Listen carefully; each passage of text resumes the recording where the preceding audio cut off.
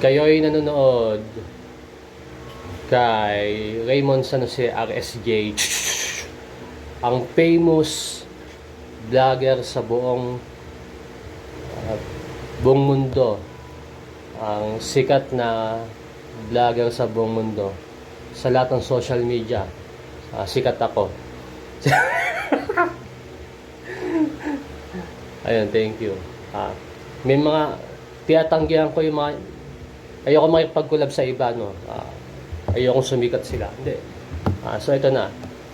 Ang ating topic ngayon ay RSJ Stories. RSJ Stories, ikikwento ko ang istorya ng mga superheroes. Istorya ng mga superheroes, no. So ito na ang detalye ng kwento, no. Pero bago ang lahat, time check muna. Ang oras ay 9:07 in the morning. At ang oras na yan, this time check was brought to you by tubig sa poso. Mura na, marami pa. Drink moderately. Mabibili na yan nationwide.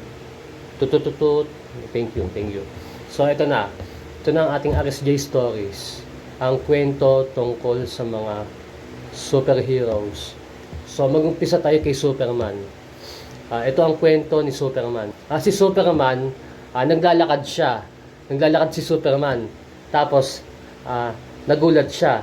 Nakita niya, naku, may halaman na nangyayakap. Nagbubuga ng lason sa muka. Yun. Tapos ito naman, kwento naman ni Spider-Man. Si Spider-Man, naglalakad siya, no? Tapos nagulat siya. Naku, may halaman na nangyayakap. Nagbubuga ng lason sa muka. So ito naman, ang kwento naman ni Iron Man. So, si Iron Man ay naglalakad siya, no? So, habang naglalakad siya, nakita niya ito. Naku, may halaman na habang nangyayakap, nagbubuga ng lason sa mukha. Tapos ito naman, kwento naman ni Ant-Man. So ito ang kwento ni Ant-Man, no. Si Ant-Man, naglalakad siya. Tapos may nakasalubong siya, may nakita siya. Ito yung nakita niya, no. Naku, may halaman habang nangyayakap, nagbubuga ng lason sa mukha.